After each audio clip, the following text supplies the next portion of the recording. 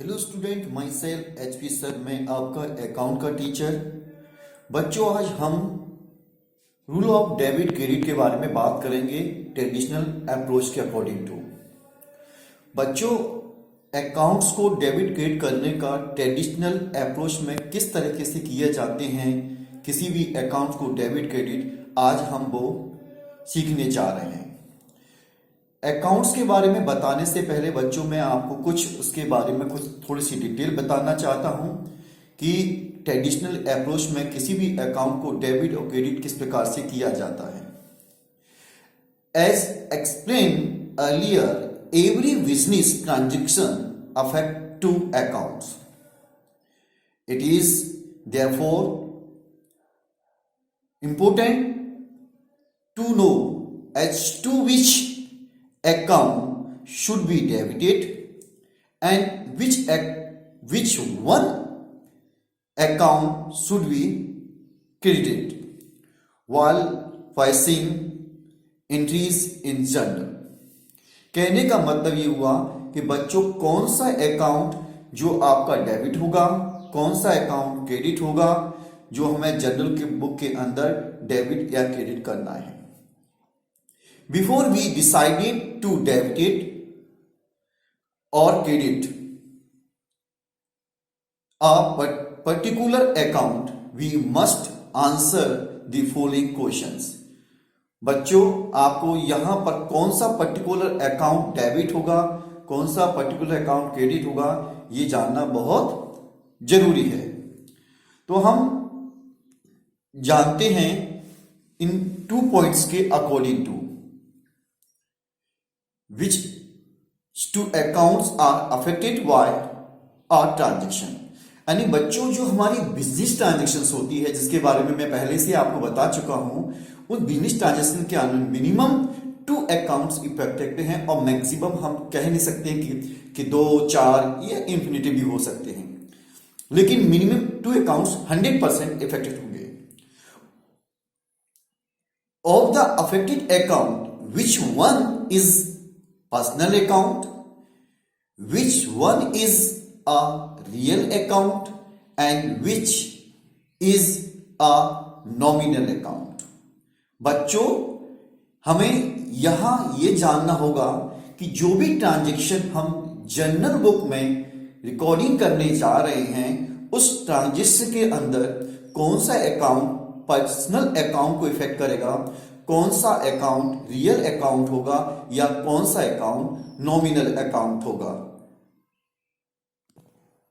बच्चों, मैं यहां पर फिर मैं आपको समझाना चाहता हूं, दोबारा से रिपीट करता हूं कि of the affected account, which one is personal account, which one is a real account and which is a nominal account.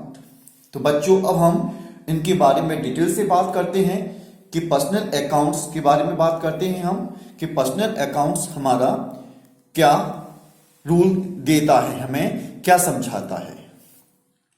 Personal account ये कहता है कि debit the receiver and credit the giver. यानी कि personal account के अंदर जो person आपका होगा, वो अगर रिसीवर है तो डेबिट होगा और गिवर है तो क्रेडिट होगा। बच्चों, मैं यहां पर आपको एक एग्जाम्पल के द्वारा समझाने की कोशिश करता हूं। For example, cash paid to Ram ₹1000। अब मैंने क्या कहा था कि every business transaction affected minimum 2 account. यानी इस ट्रांजेक्शन के अंदर में 2 अकाउंट्स मिल गए, एक राम मिल गया और एक कैश मिल गया। अभी हम यहां बात कर रहे हैं पर्सनल अकाउंट के बारे में। बच्चों ने पर्सनल अकाउंट के बारे में डिटेल में मैं अगली वीडियो में समझाऊंगा। अब यहां समझ लीजिए कि किसी भी पर्सन का नाम आ जाता है, उसे हम पर्सनल अकाउंट कहते हैं। यहां देखिए, राम एक पर्सनल अकाउंट है और वो रिसीवर है। हमने क्या कहा था रूल के अकॉर्डिंग टू कि डेबिट द रिसीवर, यानी कि हमने कैश पेड टू राम। तो अगर हम अपने आप को बिजनेस के एक एंटिटी मानकर क्वेश्चन करते हैं, तो ये समय में आता है कि हम एक बिजनेस है, तो हम राम को पैसा पे कर रहे हैं, तो राम रिसीवर हुआ अकॉर्डिंग टू रूल। तो रूल क्या होगा, ये अकाउंट डेबिट होगा इन जनरल बुक में। आशा करता हूं बच्चों कि आपको पर्सनल अकाउंट का डेबिट और क्रेडिट का रूल समझ में आ गया। बच्चों अब हम बात करते हैं रियल अकाउंट। रियल अकाउंट का डेबिट क्रेडिट का रूल क्या कहता है कि डेबिट व्हाट कम्स इन और क्रेडिट व्हाट गोज आउट। यानी कि बिजनेस के अंदर कोई भी रियल थिंग्स हैं या वस्तुएं हैं या कोई भी गुड्स है, अगर बिजनेस के अंदर आता है तो वो डेबिट होगा, और बिजनेस से अगर बाहर जाता है, बिजनेस से बाहर जाता है तो वो क्रेडिट होगा। कहने का अर्थ ये हुआ। यहां पर फॉर एग्जांपल मैं ले रहा हूं कि फर्नीचर परचेज फ्रॉम राम ₹6,000। बच्चों ये बिजनेस ट्रांजेक्शन हैं।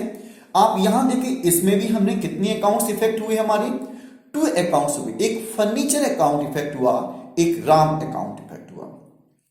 फर्नीचर यहां पर रियल है।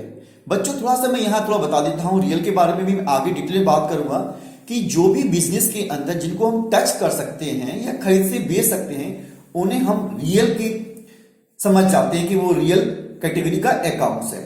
आप देखिए फर्नीचर हम बिजनेस है, हम बिजनेस को एक एंटिटी मानकर अपन बिजनेस मान लेते हैं हम अपने आप को। तो यहां पर फर्नीचर क्या हो रहा है, बिजनेस के अंदर कम्स इन है, यानी कि आ रहा है। तो बिजनेस कम्स इन है, तो according to rule real accounts के ये क्या होगा, डेबिट होगा। और बच्चों दूसरा अकाउंट कौन सा है, इसमें दूसरा अकाउंट है राम अकाउंट। राम अकाउंट ये पर्सनल कैटेगरी का हो गया, मैं पहले ही समझा चुका हूं पर्सनल आपको अकाउंट्स के बारे में। अब ये कौन है, राम ये गिवर है, यहां पर राम गिवर है।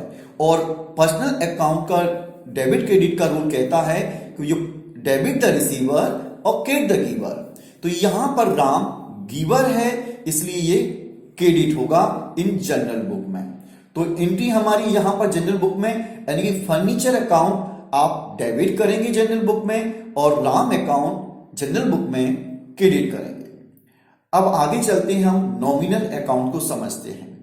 बच्चों नॉमिनल अकाउंट्स में ये कौन से अकाउंट डेबिट होंगे, कौन से अकाउंट होंगे, यहां पर भी ये रूल लिखा हुआ है कि debit all expenses and losses और credit all income and gain. बच्चों में एक्सपेंसेस और लॉसेस के बारे में, इनकम्स और गेन के बारे में टर्मिनोलॉजी जो चैप्टर था उसके बारे में मैं डीपली समझा चुका हूं कि एक्सपेंसेस क्या होते हैं, लॉसेस क्या होते हैं। और मैं यहां आपसे ये कहना चाहूंगा कि बच्चों जो हमारा टर्मिनोलॉजी वाला चैप्टर है उसे आप दोबारा से रिपीट कर लें, कि उसके अंदर जो भी टर्मिनोलॉजी दी है अकाउंट से रिलेटेड वो आपकी इन फ्यूचर में बहुत काम आएगी। तो काफी लोगों को ये डिफरेंस समझ में नहीं आता है कि इनकम्स क्या होती हैं, एक्सपेंडिचर क्या होते हैं, लॉसेस क्या होते हैं। तो बच्चों मैं आपसे एक रिक्वेस्ट करना चाहता हूं कि आप अच्छी तरह से इनको भी दोबारा से रिपीट कर लें। नॉमिनल अकाउंट के अंदर मैंने एग्जांपल लिखा है कि सैलरी पेड फॉर कैश ₹900। तो मैंने सैलरी पेड की, तो मैक्सिमम कितने अकाउंट्स इफेक्ट हुए बच्चों, यहां पर आपके कितने अकाउंट्स इफेक्ट हो रहे हैं, आपके 2 accounts. Salary account which is a nominal account, ये एक्सपेंसेस है बच्चों।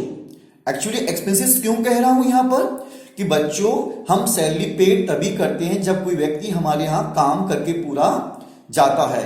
जो भी हमारा मंथली उसके हमारे यहाँ काम कर रहा है हमारे बिजनेस के अंदर, और उसे हम मंथली उसे उसका रेम्युनरेशन पे कर रहे हैं बिहाफ द सैलरी, तो ये हमारा एक्सपेंसेस है क्योंकि उसने हमारा पूरा कार्य किया है। आफ्टर हम उसका रेम्युनरेशन पेमेंट कर रहे हैं, तो ये एक्सपेंसेस है। तो सैलरी मैंने क्या कहा था कि जो भी एक्सपेंसेस एंड लॉसेस होते हैं वो डेबिट होंगे। तो यहां पर सैलरी अकाउंट जनरल बुक में आपका डेबिट होगा। कैश ये हमारा टच कर सकते हैं, दिखाई देता है, रियल कैटेगरी का है, ये यहां पर गोज आउट है। और हम रियल अकाउंट के बारे में ऑलरेडी हम बात कर चुके हैं। तो कैश गोज आउट है, तो ये जनरल बुक में क्रेडिट साइड में शो किया जाएगा। आशा करता हूं बच्चों आपको ट्रेडिशनल अप्रोच के अकॉर्डिंग टू डेबिट और क्रेडिट के रूल समझ में आ गए होंगे कि कौन सा अकाउंट डेबिट किया जाता है, कौन सा अकाउंट क्रेडिट किया जाता है। इसके बारे में आपको अच्छी तरह से समझ में आ गया होगा। हम आगे बात करेंगे इनके पर्सनल, रियल और नॉमिनल अकाउंट्स के डिटेल के बारे में। नमस्कार, जय हिंद।